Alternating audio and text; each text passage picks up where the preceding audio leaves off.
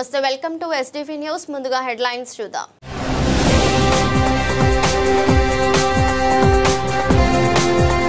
TDP MLC Alapati Rajendra Prasad పై శాతవాహన కళాశాల principal తీవ్ర ఆరోపణలు తనకు ఫోన్ చేసి బెదిరిస్తున్నారని వ్యాఖ్య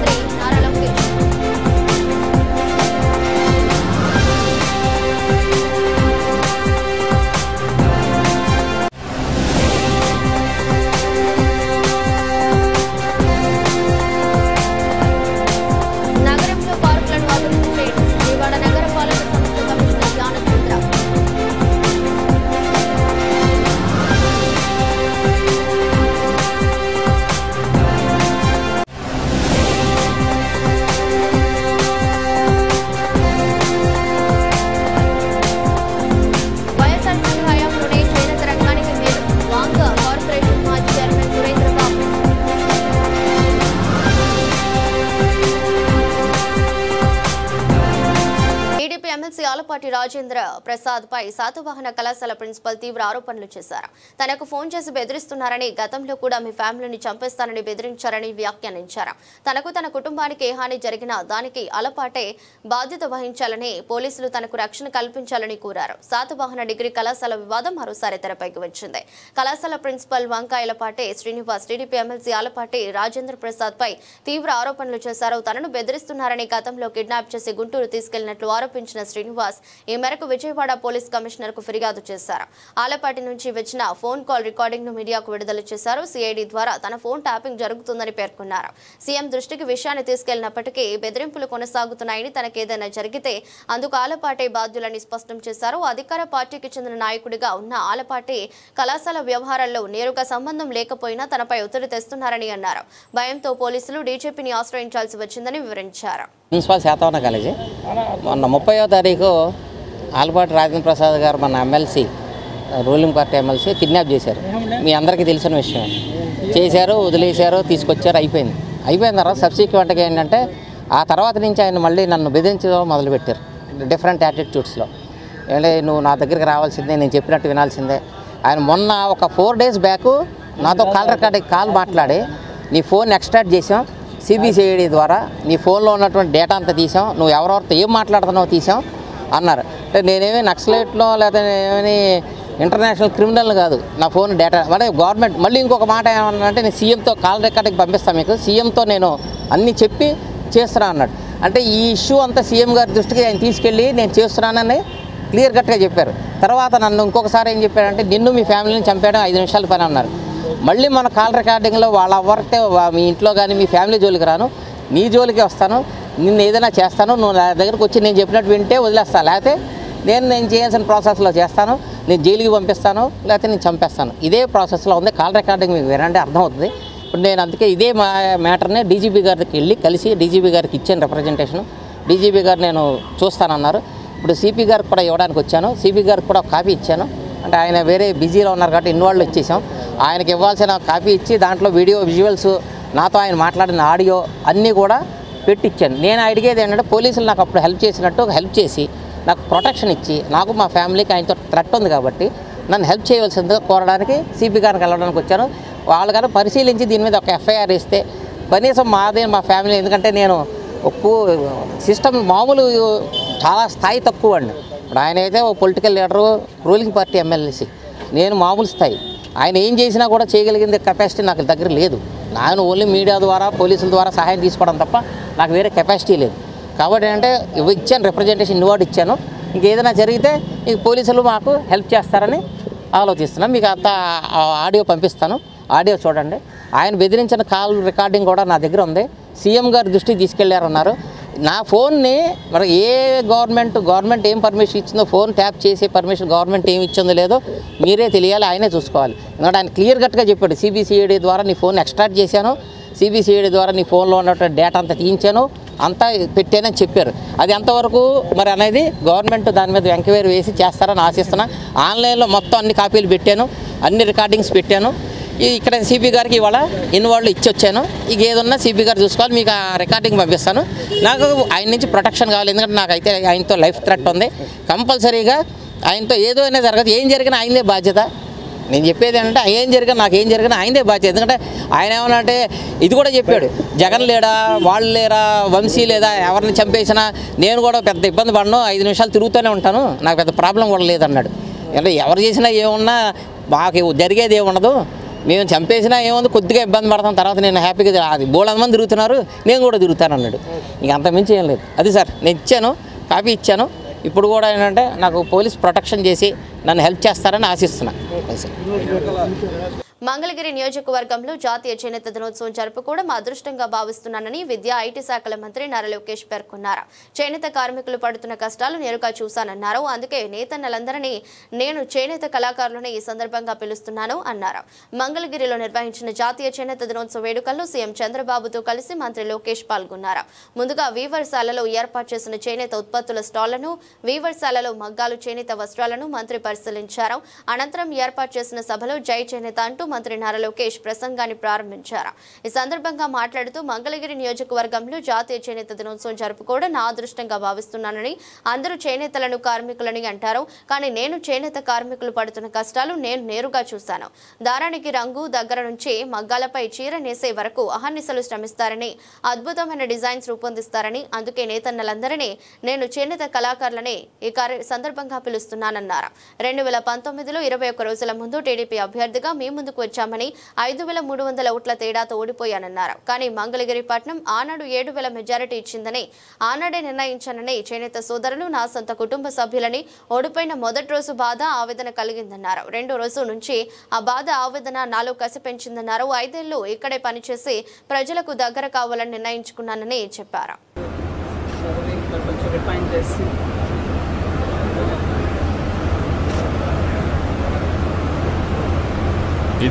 This is from Kalahastri.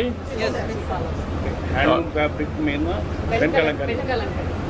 అదే కాళహస్తి ఎక్కడ అది పాపానడిపేట పాపానడిపేట ఎక్కడ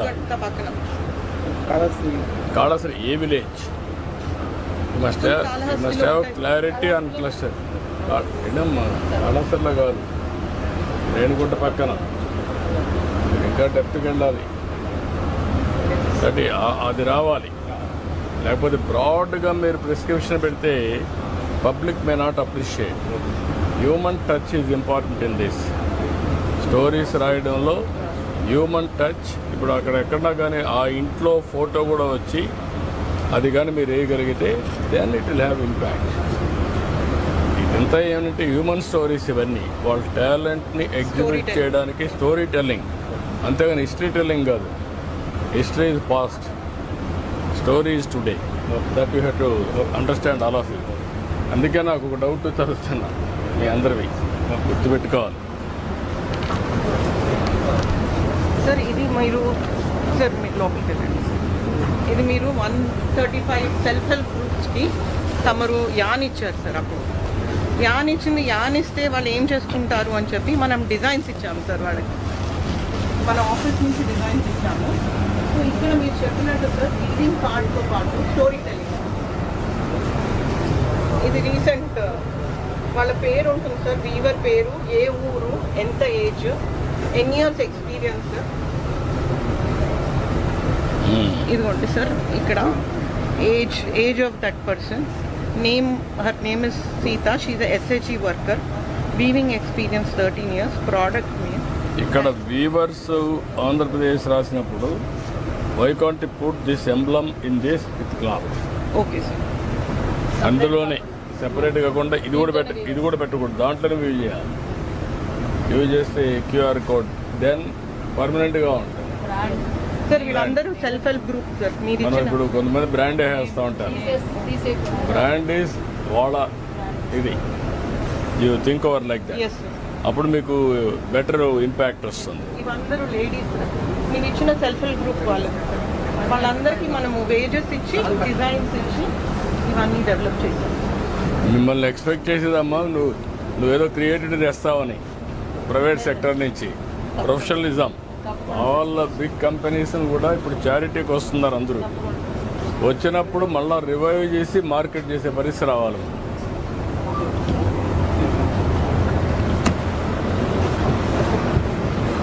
నమస్కారం. ఏంటమ్మా? 2015-16 నుంచి సార్ 98 క్లస్టర్లు వచ్చాయి సార్, 76 సార్ ఇది మనకి 5 క్లస్టర్స్ ఇచ్చారు సార్. ఇక్కడ గవర్నమెంట్ ఆఫ్ ఇండియా క్లస్టర్స్ ఇస్తుంది సార్. ప్రతి ఇయర్ మనకి ఇస్తారు సార్. ఇంతమంది బెనిఫిషియరీస్ సార్. ప్రతి కొత్తగా వచ్చిన 5 క్లస్టర్స్ ఇవి సార్ 10లో 5 మొదలయ్యాయి సార్. 5 మొదలైనప్పుడు మనం ఎప్పుడూ ఫ్యాషన్ డిజైనర్స్ని పెట్టలేదు సార్. ఇప్పుడు ఏం చేసామంటే సార్ అర్చనా జాజు సార్, ఆవిడ Kalamkari expert international sir. So ఆవిడని అపాయింట్ చేసాము. రామ్ అని sir, you are from Balakrishna personal designer sir. Okay. Sir ఇతను మంగళగిరి క్లస్టర్ సార్. ఇది డ్రెస్ మంగళగిరి ఫ్యాబ్రిక్ సార్. ఈయన చీరలు ఇవన్నీ ఆయన షోరూమ్ లో పెట్టుకొని హిల్ డూ నిష్ డిజైనింగ్ సార్. ఇక్కడ వాళ్ళకు కూడా హెల్ప్ చేస్తారు సార్. ఈవెన్ ఈ shirt Mangalagiri cotton 120 rupees per meter. So anything like raw material we can convert as a diamond. Sir వీళ్ళు వెంకటగిరి క్లస్టర్ ఇప్పుడే ఇది వెంకటగిరి క్లస్టర్ తీసుకున్నారు సార్. వాళ్ళ సొంత డిజైన్ తీసుకున్నారు. ఇప్పుడు Real zari, sir. Okay. How much Now they are buying it back. How long you are working with Sir, this is 5th generation is working, 100 years, sir. No it's okay but here my Venkatagiri. Venkatgiri I am working from last 3 years, sir, and Amma has appointed this. What is the progress as on today? Sir, there is very good progress, sir. What We are giving them more equipment. They are ready to do. There was not a master here. We had trained them. We had 2, 3, 4 designers over there. Now they are getting designs and all. Otherwise it becomes means एक ठहराव आ गया था sir. वही designs आ रहे थे. Now it's becoming new. Same with Kalahasti, we have done improvements, sir. We are doing something new Kalamkari. What is the enhancement of incremental revenue? So this to revenue 100%. These girls, 200 girls are have been trained for painting. If girls are trained, sir, 200. Earlier, how families. much they used to get? So there was nobody was, sir. Only 3 houses were doing painting. Now 200 people are doing painting there. Sir. Average for a month, how much they are going to get? Sir, we are paying them 20,000 per month. Per person. Per person. Yes, 6 are working because the girls are studying also, sir.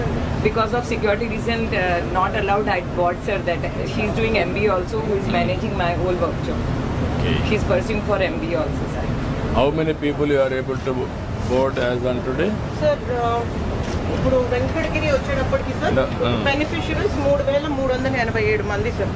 ఈవిడ training ఇస్తే వీళ్ళు benefit అవుతారు sir. No, not that. How many centers you are able to? 10 clusters. 10 clusters. How many? Jagananna బడుగు వికాసం పథకం కింద ఆర్టీసీకి అద్దె బస్సులు నడిపిన ఎస్సీ ఎస్టీ వాహన యజమానులకు పెండింగ్ లో ఉన్న సబ్సిడీలను తక్షణమే విడుదల చేయాలని ఎస్సీ ఎస్టీ అద్దె బస్సుల యాజమాన్యుల సంఘం నాయకుడు రాజశేఖర్ ప్రభుత్వాన్ని కోరారు. విజయవాడ ప్రెస్ క్లబ్ లో నిర్వహించిన మీడియా సమావేశంలో మాట్లాడుతూ గత వైసీపీ ప్రభుత్వం ప్రవేశపెట్టిన రివర్స్ టెండర్ల విధానం కారణంగా నష్టపోతామని తెలిసిన ఎంఎస్ఎం ఈ పథకం కింద అద్దెకు బస్సులు నడిపామన్నారు. గత 4 ఏళ్లుగా ఎన్నిసార్లు విజ్ఞప్తి చేసిన వైసీపీ ప్రభుత్వం సబ్సిడీలు విడుదల చేయలేదని ఆవేదన వ్యక్తం చేశారు. ప్రస్తుతం అధికారంలో ఉన్న కూటమి ప్రభుత్వం పారిశ్రామిక వేతనలకు ఇస్తున్న సబ్సిడీలను స్వాగతిస్తున్నామని, అదేలా తాము పొందాల్సిన బకాయిలను కూడా విడుదల చేయాలని కోరారు. ఎస్సీ ఎస్టీ సప్లాన్ నిధుల నుంచి సబ్సిడీలు చెల్లించాలని ప్రభుత్వాన్ని విజ్ఞప్తి చేశారు. నా పేరు ఈరి రాజశేఖర్. ఎంఎస్సిసి కింద ఏదైతే మేము ఏపీఎస్ఆర్టీసీ హైర్ బస్సులు పెట్టామో ఈ ఏపీఎస్ఆర్టీసీ ఎస్సీ ఎస్టీ బీసీ అసోసియేషన్కి అధ్యక్షుడిగా నా పేరు ఈరి రాజశేఖర్ అండి. అయితే మాతో పాటుగా టిప్పర్స్ అసోసియేషన్ నుంచి శామ్యుల్ గారు ప్రెసిడెంట్గా ఉన్నారు. అదేవిధంగా ఇంకా మిగతా అసోసియేషన్ వాళ్ళు ఉన్నారు. మెయిన్గా ఈ ఎంఎస్ఎంఈ కింద రావాల్సిన సబ్సిడీస్ గురించినటువంటి అంశాన్ని మీ ముందు ఉంచాలని ఇష్టపడుతూ ఉన్నాం. మరి ఈ రోజున మీ ముందున్న అందరూ కూడా ఇక్కడ ఉన్నటువంటి అందరూ కూడా హైర్ బస్సు ఓనర్స్ అసోసియేషన్లో ఉన్నప్పటికీ అందరూ కూడా ఓనర్స్. ఈ రాష్ట్రంలో మరి 2020 ఆ ప్రాంతంలో ఎంఎస్టీసీ అనేటువంటి ఒక స్కీమ్ కింద ఏపీఎస్ఆర్టీసీలో రవాణా నిమిత్తం బస్సులకు టెండర్ వేయడం జరిగింది. సో దానిలో మరి ఆ టెండర్స్లో పాల్గొనడానికి కొంత జగన్మోహన్ రెడ్డి గారు ఏం చేశారంటే సబ్సిడీస్ ఇచ్చేటువంటి ఒక ట్రాన్స్పోర్ట్ రంగానికి సబ్సిడీస్ ఇచ్చే దానిలో ఆర్టీసీ బస్సులు కూడా సబ్సిడీ ఇవ్వాలని ఒక స్కీమ్ పెట్టడం జరిగింది. సరే దీనిలో ఎస్సీ ఎస్టీలు అనేటువంటి అందరూ కూడా మేమేదో పారిశ్రామికవేత్తలు అవుతాం, మా జీవితాలు బాగుపడతాయనే ఉద్దేశంతో అందరూ కూడా ముందుకు వచ్చి ఆ రివర్స్ టెండరింగ్ విధానం పెట్టినప్పటికి కూడా రివర్స్ టెండరింగ్ విధానంలో పాల్గొని మరి ఆ బిడ్లో తక్కువ కోట్ చేసి, ఎందుకంటే మేము ఖచ్చితంగా ఓనర్లు అవ్వాలనే ఉద్దేశంతో మరి ఆ అగ్రిమెంట్ చేసుకొని ఏపీఎస్ఆర్టీసీకి బస్సులు పెట్టడం జరిగింది. అయితే అదొక ఎత్తు. ఏపీఎస్ఆర్టీసీలో మేము టెండర్ తక్కువగా వేసినప్పటికి కూడా వెళ్ళి కష్టపడి మరి 4 సంవత్సరాల దగ్గర ఇప్పటికీ బస్సులు నడుపుతూ లాభాపేక్ష లేదు. మాకు వాస్తవం చెప్పాలంటే కొన్ని రూట్లు బాగలేదు. ఎందుకంటే ఆల్రెడీ ఉన్న రేట్లలో ఫిలప్ అయిపోయిన వాటిని పక్కన పెట్టి కొన్ని రూట్లు అధ్వానంగా ఉన్నటువంటి రూట్లన్నింటి తీసి ఎస్సీఎస్లకి ఇచ్చినటువంటి పరిస్థితి ఉంది. సరే ఉన్న వాటిలోనే మేము సర్దుకొని మరి ఏపీఎస్ఆర్టీసీకి బస్సులు పెట్టి నడుపుతున్న క్రమంలో మాకు అర్థమవుతా ఉంది ఏంటంటే ఎంతో నష్టాలు. అది రోడ్లు అధ్వానంగా ఉన్నాయి, మైలేజ్ రాదు. మరి డ్రైవర్స్తో ఆన్ కాల్ డ్రైవర్ సిస్టమ్ ఒకటి పెట్టారు. అది మాకంటే మేము ఇచ్చేటువంటి ప్రైస్ 1200 అయితే ఆర్టీసీ వాళ్ళు ఆన్ కాల్ డ్రైవర్స్ మీద 1600 ఇవ్వడం జరుగుతూ ఉంది. సో దానివల్ల మాకు వచ్చేటువంటి డ్రైవర్లు కొరత. అప్పటికి మాకున్న ఆర్టీసీ వాళ్ళే ఫోన్లు చేసి ఆర్టీసీ ఆన్ కాల్ డ్రైవర్స్ని పేరు మీద మాకున్నటువంటి హైర్ బస్ ఓనర్లందరినీ డ్రైవర్లందరినీ తీసుకొని వాళ్ళు నడిపేటువంటి క్రమంలో డ్రైవర్స్ లాస్, అంటే డ్రైవర్స్ మాకు దొరకపోవడం అనేది జరుగుతూ ఉంది. సో ఈ విధమైన ఆర్టీసీలో కొన్ని నష్టాలు ఉన్నాయి. అయినప్పటికీ వ్యయ ప్రయాసాలకు వచ్చి మేము నడిపిస్తూ, ఇంకో పక్కన ప్రభుత్వం ప్రోత్సాహక సబ్సిడీలు ఇస్తుందనేటువంటి ఏదైతే మాకు బ్యాక్ బోన్గా ఉంటుందని ఆలోచన చేసుకొని ఈ బస్సులు వేసామో తక్కువ టెండర్.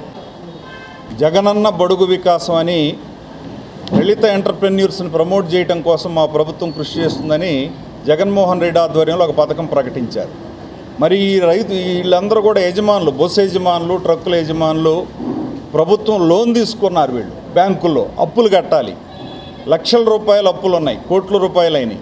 ప్రభుత్వం సబ్సిడీ ఇస్తే ఈ లబ్ధిదారులకు ఉపకారం జరుగుద్ది. కానీ గడిచిపోయిన ప్రభుత్వంలో ₹1 కూడా సబ్సిడీ దళితులకు రాలేదు. ఆ ప్రభుత్వం, జగన్ ప్రభుత్వం, దళితులను దగా చేసింది, మోసం చేసింది. ఇస్తామని చెప్పి ఇలేదు. ఇప్పుడు పాపం వీళ్ళంతా అప్పుల పాలైపోయారు. బ్యాంకులో వీళ్ళు వెంటబడుతున్నారు. బస్సులన్నీ ఆపుకునే పరిస్థితి వచ్చింది. ఇటువంటి పరిస్థితుల్లో ఇప్పుడున్నటువంటి ప్రభుత్వం, నారా చంద్రబాబు నాయుడు గారు, పవన్ కళ్యాణ్ గారు ఉప ముఖ్యమంత్రి, వీళ్ళు కలగజేసుకొని ఏదైతే గత ప్రభుత్వం దళితుల్ని, బస్సు యజమానులను మోసం చేసిందో దాని నుంచి బయటపడేసి వీళ్ళందరిని ఆదుకోవాల్సిన బాధ్యత ఈ ప్రభుత్వం మీద ఉంది. ఇవన్నీ కూడా మేమేమి ప్రభుత్వం నుంచి మీరు ఎక్కడి నుంచో తెచ్చి ఇమ్మంటలేదు. ఎస్సీ ఎస్టీ సబ్ ప్లాన్ కింద ఆల్రెడీ బడ్జెట్ అలాట్మెంట్ అయింది. కోట్ల రూపాయలు ఎస్సీ ఎస్టీలకి అలాట్మెంట్ ఇచ్చామని, సబ్సిడీ సబ్ ప్లాన్ కింద ఇచ్చామని ప్రభుత్వం ప్రకటించింది.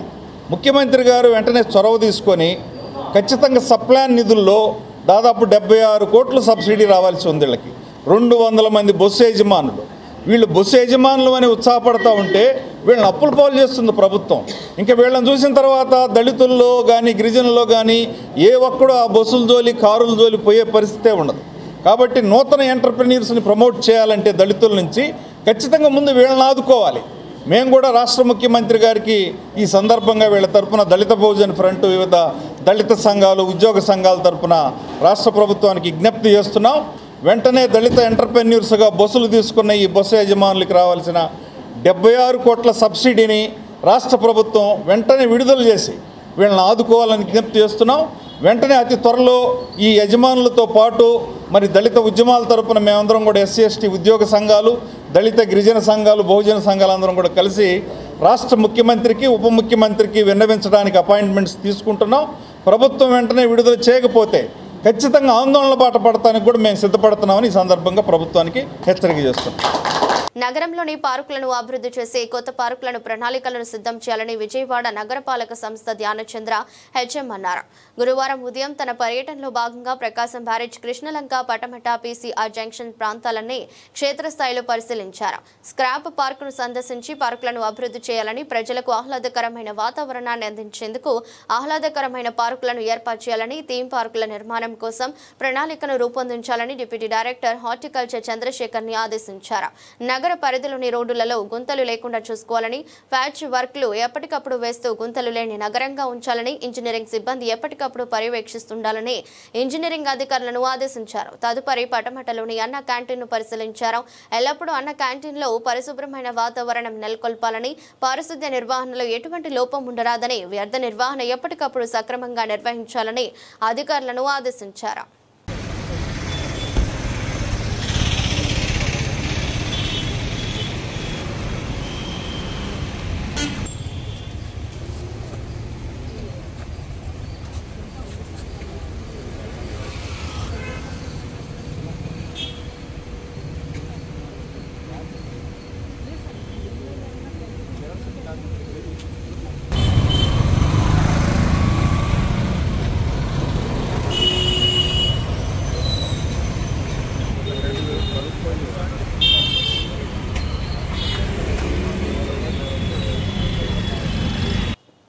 పోరాట యోధుడు, ప్రముఖ కాంగ్రెస్ నాయకుడు, మాజీ కేంద్ర మంత్రి స్వర్గీయ శివశంకర్ గారి 96వ జయంతిని ఆగస్టు 10వ తేదీన విజయవాడ ప్రెస్ క్లబ్లో ఘనంగా నిర్వహిస్తున్నట్లు కొలనుకొండ శివాజీ తెలిపారు.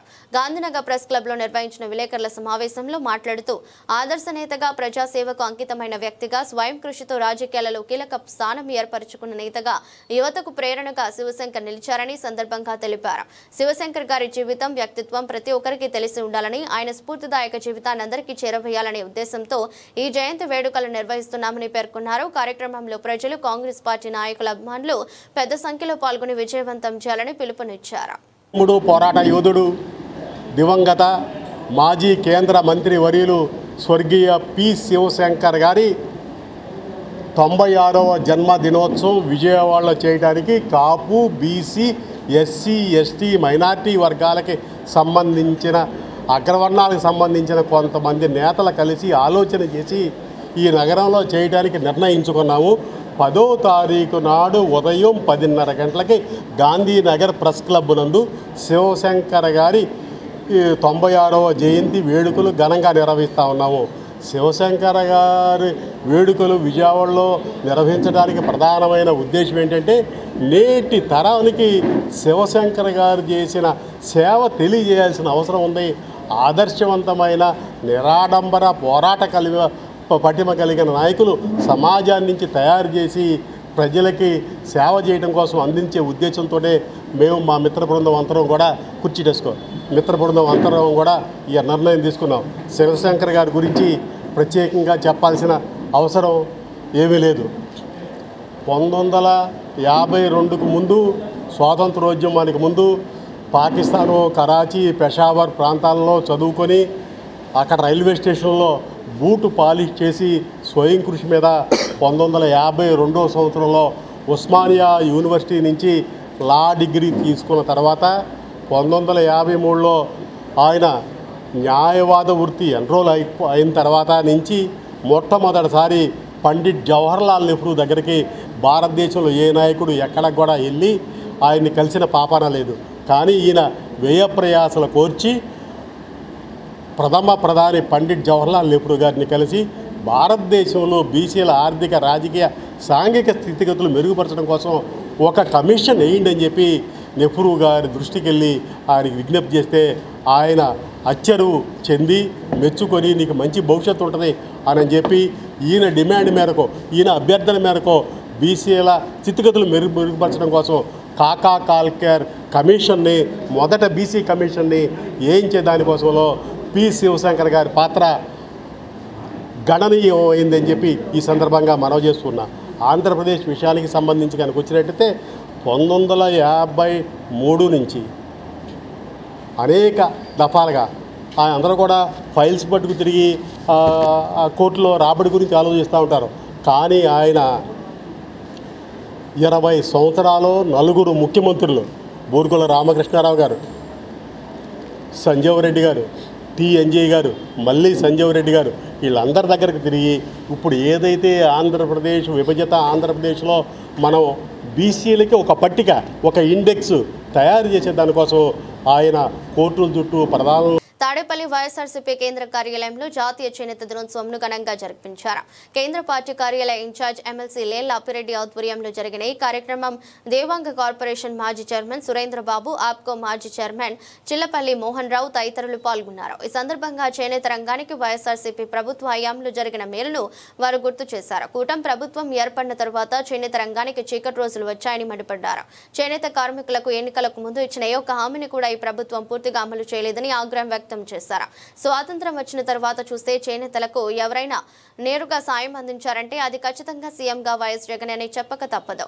5 ఏళ్లలో 1.20 లక్షలు నేరుగా చేనేతల బ్యాంకు ఖాతాల్లో జమ చేసి మా కుటుంబాలకు వెన్నుదన్నుగా నిలిచారు. జీఎస్టీ అనేది కేంద్రం పరిధిలోనే అంశమే అయినా యువగలం పాదయాత్రలో నారా లోకేష్ చాలా సందర్భాల్లో చేనేతలకు జీఎస్టీ ఎత్తివేస్తామని లేదంటే రియార్స్మెంట్ చేస్తామని హామీ ఇచ్చారు. కూటమి ప్రభుత్వం కొలువుదీరిన ఈ 14 నెలల్లో ఎన్నడూ చేనేతల జీఎస్టీ గురించి లోకేష్ మాట్లాడిన పాపాన పోలేదు. జీఎస్టీ కౌన్సిల్లోనూ టీడీపీ ప్రస్తావించలేదు. జీఎస్టీ తీసుకొచ్చినప్పుడు రాష్ట్రంలో తెలుగుదేశం ప్రభుత్వమే అధికారంలో ఉంది. 15వ జీఎస్టీ కౌన్సిల్ మీటింగ్లో ఒడిశా ప్రభుత్వం మాత్రమే చేనేతలకు జీఎస్టీని వ్యతిరేకిస్తే ఏపీలో ఆనాటి ఆర్థిక శాఖ మంత్రి ఉన్న యనమల రామకృష్ణుడు మాత్రం జీఎస్టీకి అనుకూలమని చెప్పేసి వచ్చారు. చేనేతలకు జీఎస్టీ విధించడాన్ని మేము వ్యతిరేకిస్తున్నామని ప్రతిపక్షంలో ఉండగా వైఎస్ జగన్ జీఎస్టీ కౌన్సిల్కి లేఖ రాయడం జరిగిందన్నారు. ఆ రోజు ఒరిస్సా వాళ్ళు మాత్రమే చేనేత పైన జీఎస్టీ వేయకూడదని ఆ ప్రతిపక్షంలో ఉన్నప్పుడు జగన్మోహన్ రెడ్డి గారు జీఎస్టీకి మేము వ్యతిరేకమని జీఎస్టీ కౌన్సిల్కి మన ద్వారా ఉత్తరం రాయటం జరిగింది. మరి ఆ కౌన్సిల్ మీటింగ్లో ఉన్న యనమల రామకృష్ణుడు ఒప్పుకున్నారు. మరి చేనేతల మీద అభిమానం ఉంది కాబట్టి ఆ రోజే పార్టీ తరఫున జీఎస్టీకి మేము వ్యతిరేకిస్తున్నామని ఉత్తరం రాయటం జరిగింది. అలాగే మళ్ళీ 2021లో జీఎస్టీ మళ్ళీ పెంచుతాం అనుకున్నప్పుడు వెంటనే ఆనాటి ముఖ్యమంత్రి మన ప్రీతమ నాయకుడు జగన్మోహన్ రెడ్డి గారికి చెప్పిన వెంటనే ఆర్థిక శాఖ మంత్రి నుంచి లెటర్ పంపించి జీఎస్టీ 5% నుంచి 12% చేయకుండా ఆపగలిగాం. సో ఈ విధంగా చేనేతలకు ఏ పరిధిలో కూడా వైఎస్ఆర్ కాంగ్రెస్ పార్టీ అండగా ఉంది. వైఎస్ఆర్ కాంగ్రెస్ పార్టీ వెన్నుదన్నుగా ఉండి వాళ్ళకు ప్రోత్సాహం అందించింది. మరి ఈ రోజు మేము అన్నీ చేస్తామని వచ్చిన చంద్రబాబు నాయుడు గారు కానీ, పవన్ కళ్యాణ్ కానీ, లోకేష్ కానీ ఇంతవరకు చేనేతలకు ఈ 14 నెలల్లో ఏ ఒక్క రూపాయి సహాయం చేయలేదు. ఒకవేళ వాళ్ళు రూపాయి మేము చేసాం చేనేతలకు చేసామంటే శ్వేతపత్రం రిలీజ్ చేయమని మేము అడుగుతా ఉన్నాం, డిమాండ్ చేస్తా ఉన్నాం. నేతన్న నేస్తం ఇస్తామని చీరాల సభలో ప్రకటించిన చంద్రబాబు నాయుడు ఇంతవరకు దాని గురించి ఊసెత్తట్లేదు. అలాగే 200 యూనిట్లు ఉచిత విద్యుత్ ఇస్తామంటున్నారు. 200 యూనిట్లు ఉచిత విద్యుత్ ఇస్తామని జీవో అయితే రిలీజ్ చేసి దాదాపు 6 నెలలు అయింది. ఇంతవరకు దానికి గతి లేదు. దాని గురించి పార్టీ తరఫున మేము ప్రస్తావిస్తే ఈ రోజుకు వాళ్ళు మేము 200 యూనిట్లు ఇస్తామనేది చేస్తా ఉన్నారు. అందుట్లో ఏంటంటే జీవోలోనే వాళ్ళు ఏం పెట్టారు, ట్రాన్స్పోర్ట్ డిపార్ట్మెంట్తో మాట్లాడి ట్రాన్స్పోర్ట్ డిపార్ట్మెంట్ మాకు బడ్జెట్ ఇస్తే మేము చేయగలుగుతాం అనేది జీవోలోనే లిటిగేషన్ పెట్టారు. దాని గురించి మరి రాష్ట్ర మొత్తం తరఫున వైఎస్ఆర్సీపీ చేనేత విభాగం వాళ్ళు మాట్లాడితే ఈరోజు దానికి ఒక మూలం తెచ్చి మేము ఇస్తామని ఈనాడు చెప్తా ఉన్నాడు. ఒకసారి 2024 మరి చేనేత దినోత్సవం రోజు చంద్రబాబు నాయుడు గారు ముఖ్యమంత్రి స్థానంలో ఉండి మేము ఆరోగ్య బీమా కింద తక్షణమే 10 కోట్లు రిలీజ్ చేస్తామని మరి విజయవాడలో గత ఏడాది చేనేత దినోత్సవంలో ప్రస్తావించడం జరిగింది. మరి ఈ రోజు ఇంతవరకు ఆ 10 కోట్లు ఎక్కడున్నాయో మా చేనేతలకు ఎవరికి అందినాయో మాకైతే తెలియట్లేదు. అదే రోజున థ్రిఫ్ట్ ఫండ్ పథకం కింద 10 కోట్లు మేము రిలీజ్ చేస్తాం, 8 పైసలు ఉంది 16 పైసలుగా చేసి పెంచి 10 కోట్లు వెంటనే రిలీజ్ చేస్తామన్నారు. ఇంతవరకు ఈ 14 నెలల్లో ఒక్క రూపాయి కూడా థ్రిఫ్ట్ ఫండ్ పథకం ఏ చేనేత కార్మికుడికి అందలేదు. అలాగే జీఎస్టీని ఎత్తివేస్తామని ఆ రోజు చెప్పేశారు. జీఎస్టీని ఎత్తివేస్తాం, దానికి ఎంత బడ్జెట్ అవుతుందో కూడా మేము తెలుసుకున్నాం. అంటే ఈ సంవత్సరానికి 67 కోట్లు బడ్జెట్ అవుతుంది, అది వెంటనే రిలీజ్ చేస్తామని 2024 చేనేత దినోత్సవం రోజు చంద్రబాబు నాయుడు గారు చెప్పారు. ఇంతవరకు దాని గురించి ప్రస్తావన లేదు. మళ్ళీ అవే హామీలు ఈ ఏడాది చేనేత దినోత్సవం రాగానే జీఎస్టీ ఎత్తివేస్తున్నాం, 200 యూనిట్లు అమలు చేస్తాం, థ్రిఫ్ట్ ఫండ్కి 5 కోట్లు ఇస్తున్నాం అన్నారు. అంటే గత ఏడాది 10 కోట్లు ఇంతవరకు రాలేదు, మరి ఈ ఏడాది మళ్ళీ 5 కోట్లు ఇస్తామని చెప్తా ఉన్నారు. అంటే హామీలు అయితే ఇస్తున్నారు, మాటల గారిడీ చేస్తున్నారు తప్ప చేనేత కార్మికులను కానీ చేనేత అనుబంధ వృత్తులను కానీ ఏ విధంగా కూటమి ప్రభుత్వం ఆదుకోవట్లేదు. దానికి ఖచ్చితంగా వాళ్ళు ఏదైతే చెప్పి చేనేతల ఓట్లు కొల్లగొట్టారో అవన్నీ అమలు చేయాలని వైఎస్ఆర్ కాంగ్రెస్ పార్టీ చేనేత విభాగం తరఫున మేము డిమాండ్ చేస్తూ ఉన్నాం. Thank you. ముందుగా జాతీయ చేనేత దినోత్సవానికి వైఎస్ఆర్ కాంగ్రెస్ పార్టీ తరఫున చేనేత కార్మికులందరికీ శుభాకాంక్షలు తెలియజేస్తూ, అదేవిధంగా మా మాజీ ముఖ్యమంత్రి వర్యులు పూజ్యులు జగన్మోహన్ రెడ్డి గారి ఆధ్వర్యంలో మరి గౌరవనీయులు లేళ్ల అప్పిరెడ్డి గారు మరి ఈ రోజున ఈ యొక్క కార్యక్రమం నిర్వహించినందుకు చేనేతల తరఫున వారికి కూడా ముందుగా శుభాకాంక్షలు తెలియజేస్తున్నాం. ఈ రోజున జగన్మోహన్ రెడ్డి గారు 2019లో ప్రమాణ స్వీకారం చేసిన తర్వాత ఇదే ఆగస్టు 7, 2020 వచ్చేసరికి 2 విడతలుగా చేనేత కార్మికులకి నేతన న్యాసం ఇవ్వడం జరిగింది. ఆ రోజున గౌరవ ముఖ్యమంత్రి వర్యులు మనం 24,000 ఇస్తున్నాం కదా, చేనేత కార్మికులు ఎలా ఉన్నారు, ఏం చేస్తున్నారు అనే ఆలోచనతో మమ్మల్ని స్టడీ టూర్ పంపిస్తే ఇదే ఐలవరం, కనగాల, చీరాల వెళ్తే ఆ కరోనా సమయంలో మాస్టర్ డ్రైవర్స్ పొడుగులు ఇవ్వలేని పరిస్థితిలో ఉంటే అయ్యా మజూర్లకి జగన్మోహన్ రెడ్డి గారు 24,000 రూపాయలు ఇవ్వటం జరిగింది, అవన్నీ మేము మజూర్లకు వాడుకుంటాం, మీరు పాగాళ్ళు ఇస్తే చాలని కొంతమంది. అట్లానే ఆ రోజుల్లో గుంటల్లో మగ్గాలు వచ్చాయి, దానికి స్టాండ్ లూమ్స్, ఇదిగోండి మేము ఈ స్టాండ్ లూమ్స్ తయారు చేసుకున్నామని చెప్పి చేనేత కార్మికులు చెప్పడం జరిగింది. ఇది అలా ఉంచితే ఆ రోజున ఇదే ప్రతిపక్షంలో ఉన్నటువంటి తెలుగుదేశం పార్టీ 24,000 మీరు మగ్గం వేసే వాళ్ళకి ఇస్తున్నారు, ఉపకులాలు ఉన్నాయి, రాట్నం వేసేవాళ్ళు, పరుగులు చేసేవాళ్ళు, వీళ్ళందరికీ ఇవ్వకపోతే ఎలా అని చెప్పేసి మేము కొవ్వొత్తులు ప్రదర్శన చేస్తాం, అది చేస్తామని మంగళగిరిలో ప్రతి ఇల్లు తిరిగారు. ఈ రోజున మరి ఏమైపోయింది? 24 ఇప్పుడు చంద్రబాబు నాయుడు గారు వచ్చే సంవత్సరం దాటిపోయింది, నేతన నేస్తం లేదు. ఇవాళ జీఎస్టీ అంటున్నారు. జీఎస్టీ అనేది సెంట్రల్ గవర్నమెంట్ పరిధిలో ఉంది కాబట్టి ఆ రోజు జగన్మోహన్ రెడ్డి గారు ముందుగానే ఆలోచించి అధికారంలో రాకముందే 2018లో ఆ రోజునటువంటి కేంద్ర ఫైనాన్స్ మినిస్టర్ గారి దగ్గరికి ఆ రోజున ఒక కమిటీ బృందం వేసి ఎంపీలందరితో, అవినాష్ రెడ్డి గారు, పుట్టా రేణుకా గారు, వీళ్ళందరితో కమిటీ వేసి మమ్మల్ని అందరినీ కూడా అరుణ్ జైట్లీ గారికి పంపించడం జరిగింది. ఆ రోజు 10% వేస్తా ఉన్నటువంటి జీఎస్టీని ఆయన ఒకటే హామీ ఇచ్చాడు, జీఎస్టీ అనేది 5% వస్తుంది, దాన్ని మేము స్టాండింగ్ కౌన్సిల్లో మేము పెట్టి తీర్మానం చేస్తామని చేయడం జరిగింది. మేము ఆ రోజున కూడా చెప్పాం, ఈ రియంబర్స్మెంట్ అంటున్నారు సార్, చేనేత కార్మికులు అందరూ కూడా చదువు తక్కువ, వాళ్ళ పని మానుకొని ఆఫీసు చుట్టూ తిరగలేరు, అందుకని దయచేసి దీన్ని ఎత్తివేస్తే బాగుంటుందని కూడా ఆ రోజు జగన్మోహన్ రెడ్డి గారికి చెప్తే మేము వెళ్ళి అడగడం జరిగింది. అట్లానే ఈ రోజును చూస్తే ఇవాళ పేపర్లో చూసాం, ఏదైతే ఆయన ఇప్పుడు ఈ ఉచిత కరెంటు అంటున్నాడు, ఇంకోటి పవర్ లూమ్స్కి 500 అంటున్నాడు, దీనికి ఏమో 200 మగ్గాలు అంటున్నాడు, తర్వాత చేనేతలకు ఏదైతే జీఎస్టీ అంటున్నాడో సొసైటీలకు మాత్రమే వర్తిస్తుంది అంటున్నాడు. రాష్ట్రంలో 86-87% చేనేతలందరూ కూడా ప్రైవేట్ మాస్టర్ డ్రైవర్స్ మీద ఆధారపడి ఉన్నారు. అది గమనించి జగన్మోహన్ రెడ్డి గారు నేతనే నేస్తాం 85,000 కుటుంబాలకి సొంత మగ్గం ఇంట్లో ఉంటే చాలు, మీరు సొసైటీ నేస్తున్నారా ప్రైవేట్ వాళ్ళకి నేస్తారా సంబంధం లేకుండా 85,000 కుటుంబాలకి 5 సార్లు మనం 900 కోట్లు ఇవ్వడం జరిగింది. ఇది ఒక్కసారి మీరు లెక్కలన్నీ మీ దగ్గరే ఉన్నాయి, మేమేం అబద్ధం చెప్పట్లా, మీరు దాని ప్రకారం ఇవాళ ఎందుకు చేయలేకపోతున్నారు? చేనేత కార్మికులకు కూడా చెప్తున్నాం, ఆ రోజు చాలా సంతోషంగా ఉన్నారు, చాలా హ్యాపీగా ఉన్నారు. మాకు 24,000 రూపాయల నేతను నేస్తం పెడుతుంటే మొగ్గానికి సంబంధించినటువంటి ఏదైతే స్టాండ్ మగ్గాలు అవ్వచ్చు, మజూర్లు అవ్వచ్చు, మేము సొంతంగా మా కాళ్ళ మీద మేము నిలబడుతున్నాం అన్నారు. ఆ రోజు తలసరి ఆదాయం 4,500-5,000 రూపాయలు ఉంటే వైఎస్ జగన్మోహన్ రెడ్డి గారి పరిపాలనలో 5 సంవత్సరాల్లో కూడా వాళ్ళ 3 రెట్లు వాళ్ళ తలసరి ఆదాయం పెరిగింది. ఈరోజు సొసైటీలు అంటున్నారు, రాష్ట్రం నేను కూడా ఆప్కో చైర్మన్గా చేశాను, గతంలో జగన్మోహన్ రెడ్డి గారు నాకు ఆప్కో చైర్మన్ అవకాశం ఇచ్చినప్పుడు చేస్తే ఏదైతే ఆప్కోకి సప్లై చేస్తూ సంవత్సరాల తరబడి డబ్బులు రావట్లా, రాని పక్షంలో వాళ్ళందరినీ పిలిచి ఎన్హెచ్డిసిలో మీటింగ్ పెట్టి ఏదైతే కొత్త రకాలు పోతున్నాయో ఆ రకాలు మీరందరూ తయారు చేయండి, ఆప్కో మీద ఆధారపడకాకండి, బయట ప్రైవేట్ షోరూములు చాలా ఉన్నాయి, వీళ్ళందరికీ మీరు సర్వీస్ అప్లై చేయొచ్చు అని ఆ రోజున ఆప్కోలో అందరికీ ట్రైనింగ్ సెంటర్ ఇవ్వడం జరిగింది. తర్వాత 3 నెలల తర్వాత ఆప్కోలు సరుకు కావాలని వెళ్తే, అయ్యా మీరు చెప్పారు కదా మేము ప్రైవేట్గా అమ్ముకుంటున్నాం, వాళ్ళు తొందరగా డబ్బులు ఇస్తున్నారంటే ఆ రోజున 400 కోట్ల రూపాయలు జగన్మోహన్ రెడ్డి గారు ఫండ్ రిలీజ్ చేస్తే పాత బకాయిలన్నీ రద్దు చేశాం, పాత బకాయిలు 400 కోట్ల రూపాయలు రద్దు చేశాం. అదే రోజున గత ప్రభుత్వంలో తెలుగుదేశం పార్టీ ఉన్నప్పుడు ఏదైతే ముడి సరుకు ఆప్కోలో పేరుకుపోయిందో అదంతా జగన్మోహన్ రెడ్డి గారు 100 కోట్ల రూపాయలు మాస్కులు కొని ఆ పేమెంట్ కూడా ఆప్కోకి ఇవ్వడం జరిగింది. ఇవాళ ఉన్న సొసైటీలు మొత్తానికి పాత బాకీలు మొత్తం తీర్చాం.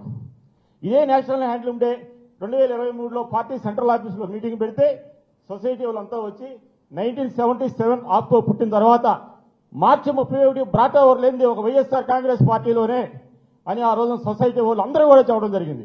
అక్కడ కులం చూడలా, మతం చూడలా, పార్టీ చూడలా, ఎవరెవరికైతే బాకీలు ఉన్నాయో అందరూ కూడా మేము చేయడం జరిగింది.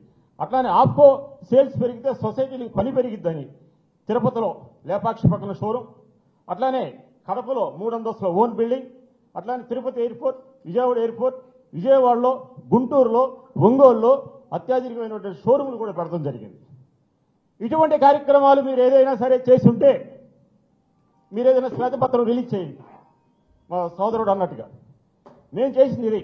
అదే రాజశేఖర రెడ్డి గారి మీద ఎందుకు ఇంత గౌరవం అంటే ఎక్సైజ్ డ్యూటీ 11.3% వేస్తే ఆ రోజు సెంట్రల్ గవర్నమెంట్ అక్కడ ఉన్న ఆఫీసర్స్ని మంగళగిరి తీసుకొచ్చి ఒకే రోజుతో 11.3 ఎక్సైజ్ డ్యూటీ చేనేతలకు ఏదైతే ఇస్తున్నారో హ్యాండ్ క్యారీ మీద రద్దు చేయడం కూడా జరిగింది. ఈ కార్యక్రమాలు చెప్పుకోవడానికి మాకు చాలా ఉన్నాయి.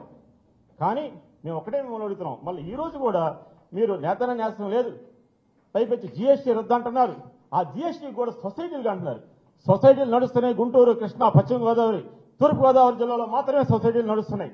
తక్కిన ఎక్కడ కూడా మా అబ్జర్వేషన్లో సరిగ్గా సొసైటీలు నడవట్ల. వాళ్ళకి మీరు జీఎస్టీ రద్దు చేయడం ఏంటి? ప్రైవేట్ మాస్టర్ ఎవరికి ఇవ్వండి. రంగు, నూలు, రసాయనాలు, మజూర్లు కలిపితే 50% సగభాగం ఇవి ఉంటాయి. ఆ సగభాగానికి అయినా 2.5% మీరు జీఎస్టీ రద్దు చేస్తామని చెప్పండి. అయినది మీరు సెంట్రల్ దాంట్లో ఉంది కాబట్టి మీరు సెంట్రల్ మినిస్టర్తో మాట్లాడి ఇది చేస్తారని మేము ఆశిస్తూ, మరి ఈ రోజున చేనేత దినోత్సవం జరుపుకుంటున్నందుకు పెద్దలకు అందరికీ అట్లనే నేత కార్మికులందరికీ కూడా శుభాకాంక్షలు తెలియజేస్తున్నాం.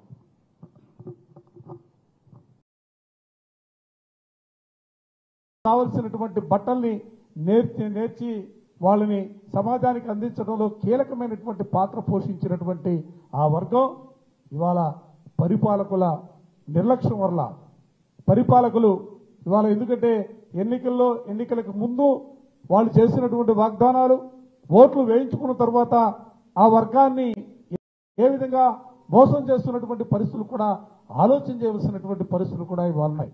2014లో చెప్పారు సేమ్ రిపీట్, చేనేతలకి జీఎస్టీ రద్దు చేస్తా, ఉచిత విద్య ఇస్తా, అనేక రకాలుగా వాళ్ళని ఆదుకోవడానికి అనేక రకాలుగా ప్రయత్నాలు చేస్తానని చెప్పినటువంటి ప్రభుత్వం ఆ రోజు చేనేత వర్గానికి రాష్ట్ర వ్యాప్తంగా కేటాయించినటువంటి నిధులు ఇందాక చెప్పినట్లుగా సుమారు 450 కోట్లు నిధులు కేటాయించినటువంటి పరిస్థితులు ఉన్నాయి. అదే జగన్మోహన్ రెడ్డి గారు 2019లో అధికారాన్ని చేపట్టిన తర్వాత ఈ 5 సంవత్సరాల కాలంలో సుమారు 3,700 కోట్ల పైచులుకుల్ని వివిధ కార్యక్రమాల పేరుతో నవరత్నాలు, నేతన్న నేస్తమో, లేకపోతే నేతన్నలకు సంబంధించినటువంటి ఆప్కోకు సంబంధించినటువంటి నిధుల్ని విడుదల చేయటమో, రకరకాల కార్యక్రమాల పేరుతో సుమారుగా 3,700 పైచిలుకు కోట్ల రూపాయలని కేటాయించినటువంటి పరిస్థితులు కూడా మనం ఈ సందర్భంగా గుర్తు తెచ్చుకోవాలి. ఎందుకంటే మారుతున్నటువంటి సమాజంలో ఇవాళ ఎందుకంటే అనేక రకాలుగా మిషన్స్ వచ్చేసాయి. మిల్లుల్లో వస్త్రాలు తయారవుతున్నటువంటి పరిస్థితుల్లో కొంత భారం అయినప్పుడు కూడా ఎందుకంటే ఈ వృత్తిని కాపాడాలా, ఈ వృత్తిని కాపాడినప్పుడే సమాజంలో ఎందుకంటే ఈ వృత్తిలో ఉన్నటువంటి వాళ్ళందరూ కూడా సామాన్యమైనటువంటి జీవితం కలిగే పేద వర్గాలకు సంబంధించినటువంటి వ్యక్తులుగా ఉన్నటువంటి పరిస్థితుల్లో ఈ వృత్తిని కాపాడటం కోసం జగన్మోహన్ రెడ్డి గారు తీసుకున్నటువంటి కార్యక్రమాలు ఇందాకే చెప్పారు. నేతన్న నేస్తం భారతదేశంలో ఎక్కడా కూడా లేదు. ఒక్క ఆంధ్ర రాష్ట్రంలోనే జగన్మోహన్ రెడ్డి గారు ఎన్నికల మేనిఫెస్టోలో చెప్పినటువంటి మాట కట్టుబడి ఒక్కొక్క కుటుంబానికి 5 సంవత్సరాల కాలంలో 1,20,000 రూపాయల్ని ఇచ్చినటువంటి పరిస్థితులు కూడా ఈ సందర్భంగా గుర్తు చేస్తా ఉన్నాం.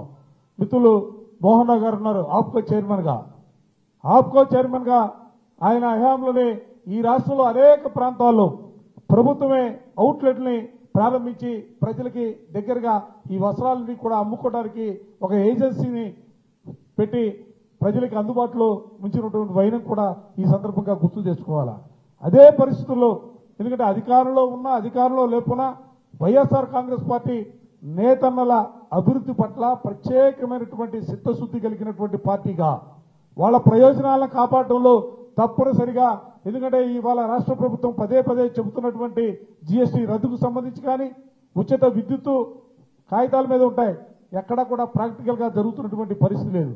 అదేవిధంగా వాళ్ళకి రావాల్సినటువంటి రాయితీలు అన్నింటిలో కూడా తప్పనిసరిగా నేతలతో పాటుగా ఈ ప్రభుత్వం మీద ఒత్తిడి తీసుకొచ్చే కార్యక్రమంలో వైఎస్ఆర్ కాంగ్రెస్ పార్టీ ముందుంటుందన్న అంశాన్ని కూడా ఈ సందర్భంగా చెబుతూ జగన్మోహన్ రెడ్డి గారు ఒక మాట ఎందుకంటే ఆయన ఎప్పుడు చెప్పినా కూడా చేనేతలకు సంబంధించినటువంటి జీవన విధానానికి సంబంధించి పార్టీకి సంబంధించి కానీ ప్రభుత్వంలో ఉన్నప్పుడు కానీ ఎప్పటికప్పుడు కూడా వాళ్ళ జీవన విధానం ఏ విధంగా కొనసాగుతూ ఉంది, ఇంకా మెరుగైనటువంటి జీవన విధానాన్ని కొనసాగించడానికి మనం ఏమేమి చేయాలన్న అంశాలపైన ప్రత్యేకమైనటువంటి అధ్యయన కమిటీలు నియమించి ముందుకు సాగినటువంటి పరిస్థితులు కూడా ఈ సందర్భంగా గుర్తు చేస్తూ తప్పనిసరిగా చేనేత వర్గానికి సంబంధించి నేతలకి వైఎస్ఆర్ కాంగ్రెస్ పార్టీ పూర్తి స్థాయిలో వాళ్ళకి అందుబాటులో ఉంటుంది, వాళ్ళకి తోడుగా ఉంటుంది. వాళ్ళకు కావాల్సినటువంటి ప్రతి కార్యక్రమం కూడా భవిష్యత్తుకు సంబంధించి, ఎందుకంటే 2029లో ఈ రాష్ట్రంలో తిరిగి జగన్మోహన్ రెడ్డి గారు అధికారంలోకి వచ్చిన తర్వాత వారికి మెరుగైనటువంటి అన్ని అవకాశాలు కూడా అందించడానికి సిద్ధంగా ఉందన్న అంశాన్ని కూడా ఈ సందర్భంగా చెబుతూ, ఎందుకు ఈ మాట చెబుతున్నానంటే సహజంగా రైతులు ఆత్మహత్యలు చేసుకున్నటువంటి సందర్భాలు చూసాం. తర్వాత చేనేతలు కూడా అనేక సందర్భాల్లో ఆత్మహత్యలు చేసుకున్నటువంటి పరిస్థితులు కూడా చూస్తా ఉన్నాం. అటువంటి పరిస్థితులు ఉన్నప్పుడు మేము ఒకటే ధైర్యంగా ఉండండి, ఎవరు కూడా అధైర్యపడవలసినటువంటి పరిస్థితి లేదు. మీకు తోడుగా వైఎస్ఆర్ కాంగ్రెస్ పార్టీ ఉంది. భవిష్యత్తుకు సంబంధించి కూడా మీకు మెరుగైనటువంటి జీవన విధానాన్ని కొనసాగించడానికి జగన్మోహన్ రెడ్డి గారి నేతృత్వంలో రానున్న ప్రభుత్వంలో ప్రత్యేకంగా మీపై దృష్టి సారించే కార్యక్రమాన్ని తీసుకుంటుందన్న అంశాన్ని చెబుతూ మరోసారి శుభాకాంక్షలు తెలియజేస్తూ సెలవు తీసుకుంటా ఉన్నా. Thank you.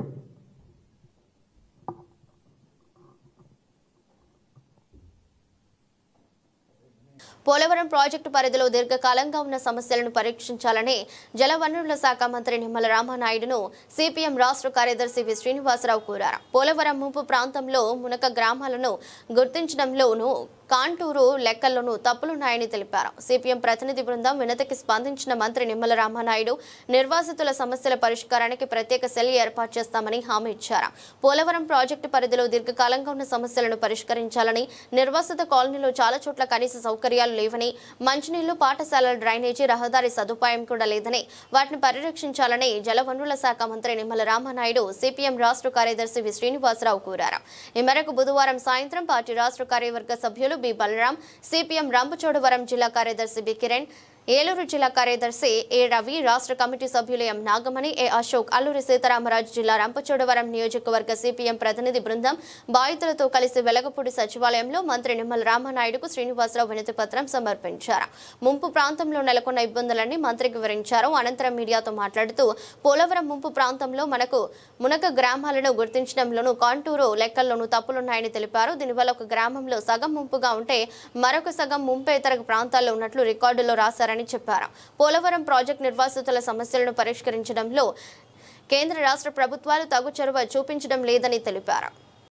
దీర్ఘకాలంగా పెండింగ్లో ఉన్న పోలవరం నిర్వాసితుల సమస్యల్ని మంత్రి రామానాయుడు గారి దృష్టికి తీసుకొచ్చి వాటి పరిష్కారానికి కృషి చేయాలని విజ్ఞప్తి చేయడానికి ఈరోజు అల్లూరు సీతారామరాజు జిల్లా రంపచోడవరం నియోజకవర్గం, పోలవరం నియోజకవర్గానికి సంబంధించిన పార్టీ ప్రతినిధులు, గిరిజన సోదరులు, సోదరిమణులు ఈరోజు ఒక ప్రతినిధి వర్గంగా వచ్చి ఇక్కడ మంత్రి గారి విజ్ఞాపన ఇవ్వటం జరిగింది. ఆయన వాటిని పరిశీలించి ప్రత్యేకమైన ఒక సెల్లు పునరావాసం కోసం వచ్చి ఇవన్నీ కూడా పరిశీలించి పరిష్కారం చేస్తామని చెప్పి హామీ ఇచ్చారు. ఈ పునరావాసం నిర్వాసిత కాలనీలు, అక్కడ కనీస సౌకర్యాలు లేవు, మంచినీళ్ళు లేవు, అలాగే పాఠశాలలు లేవు, రహదారులు లేవు, డ్రైనేజీ లేదు. వీటన్నిటితోటి చాలా అవస్థపడుతున్నటువంటి పరిస్థితి, ముఖ్యంగా దేవీపట్నం ఈ మండలంలో. అలాగే చింతూరు, విఆర్పురం ఆ ప్రాంతంలో మునక గ్రామాలు, కొన్ని గ్రామాలు మునకలో ఉన్నాయి. అదే గ్రామంలో సగభాగం మునకలో లేకుండా పోయి ఉన్నటువంటివి ఉన్నాయి. అలాగే కొండ కింద పొలాలు మునిగిపోతూ పై విలేజ్ని గుర్తించకుండా పోతున్నటువంటి పరిస్థితి ఉన్నది. ఈ రకంగా మొత్తం ఈ పునరావాస గ్రామాలు, మునక గ్రామాలను గుర్తించడంలో కూడా ఇప్పటికీ మొదటి దశ, రెండో దశ పేరుతోటి గందరగోళం జరుగుతుంది. 2022 వచ్చిన వరదల ప్రాతిపదిక మీద ఆ రోజు 190 గ్రామాలు మునిగిపోయింది. పోలవరం పూర్తి కాకుండా, పూర్తి అయితే ఇంకా పెరుగుద్ది మునక. అందువల్ల ఆ వరదల ఆధారంగా మొత్తం వీటన్నిటిని కూడా చేయాలనేటువంటిది మంత్రి గారిని కోరటం జరిగింది. ఆయన అధికారులతో మాట్లాడి తాను కూడా ప్రత్యక్షంగా దాన్ని విజిట్ చేస్తా అన్నారు. అలాగే ఆ టీములను కూడా ముఖ్యమైనటువంటి మండల కేంద్రాలకు వచ్చి ప్రజల దగ్గర నుంచి వినతులు తీసుకొని ఇష్యూ బై ఇష్యూ వాటిని పరిష్కారం చేయాలి. అట్లాగే రేపు ఆగస్టులో ఈ నెలలో వరదలు వచ్చే అవకాశం ఉంది. దీనికి ముందస్తు చర్యలు తీసుకోవాలని కూడా మేము కోరటం జరిగింది. కాంటూరు మొత్తం వీటన్నిటిని కూడా పునఃపరిశీలన చేయాలని చెప్పి మేము వారిని కోరాం.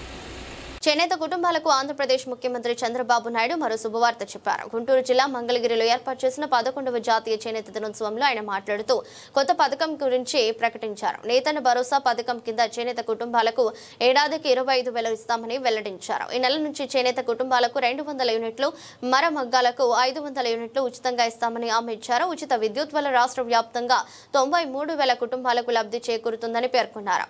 వ్యవసాయం తర్వాత ఎక్కువ మంది ఆధారపడేది చేనేత పరిశ్రమపై అని జాతీయ చేనేత దినోత్సవ సందర్భంగా సీఎం చంద్రబాబు వ్యాఖ్యానించారు. నైపుణ్యం, సృజనాత్మకత కలయిక అయిన మన చేనేత పరిశ్రమ భారతీయ శక్తికి, సంస్కృతికి, సంప్రదాయాలకు ప్రతీక అని కొనియాడారు.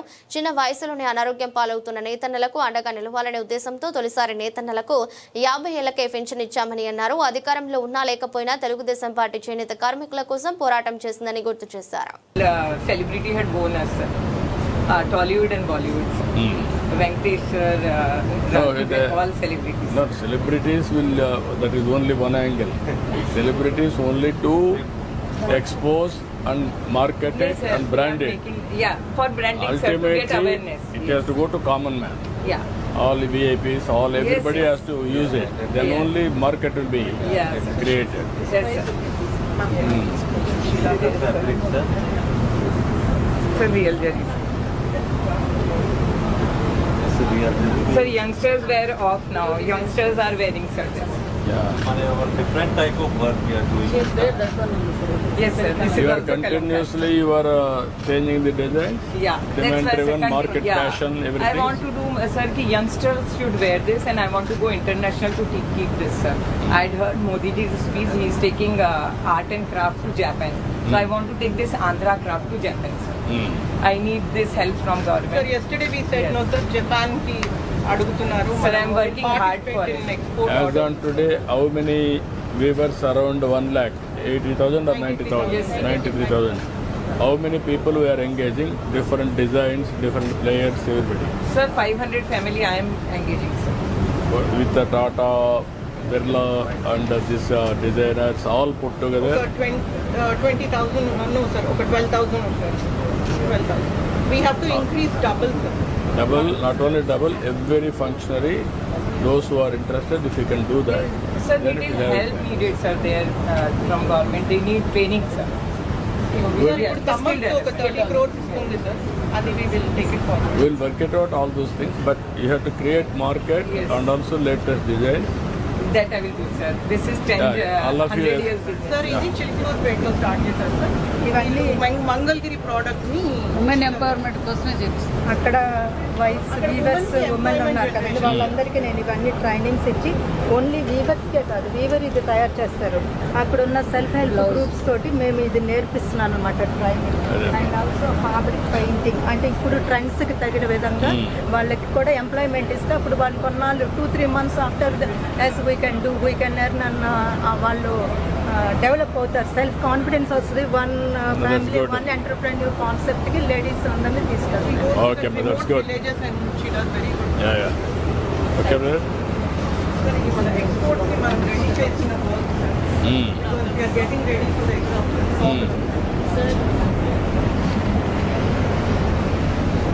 Sir, these are the products we are developing for the export, sir.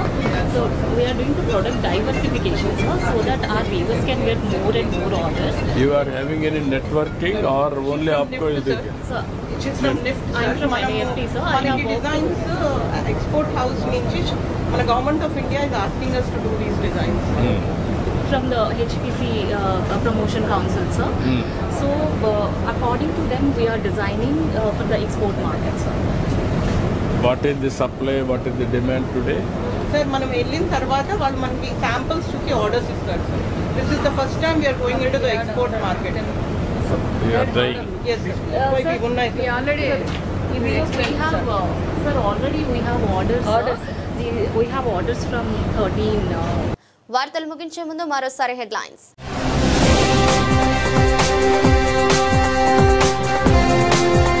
TDP MLC Alapati Rajendra Prasad పై శాతవాహన కళాశాల ప్రిన్సిపల్ తీవ్ర ఆరోపణలు. తనకు ఫోన్ చేసి బెదిరిస్తున్నారని వ్యాఖ్య.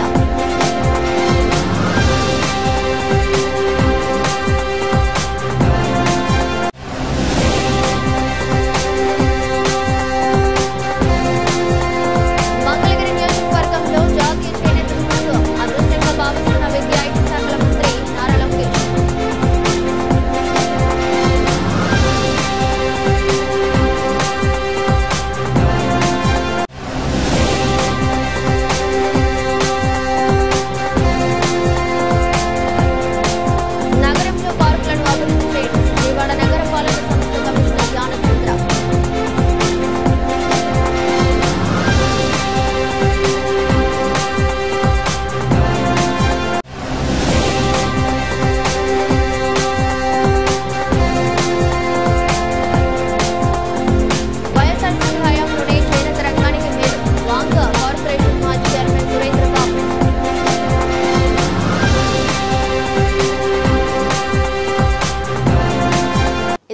బులెటిన్. మరో బులెటిన్లో మళ్ళీ కలుద్దాం. అంతవరకు సెలవు. నమస్కారం.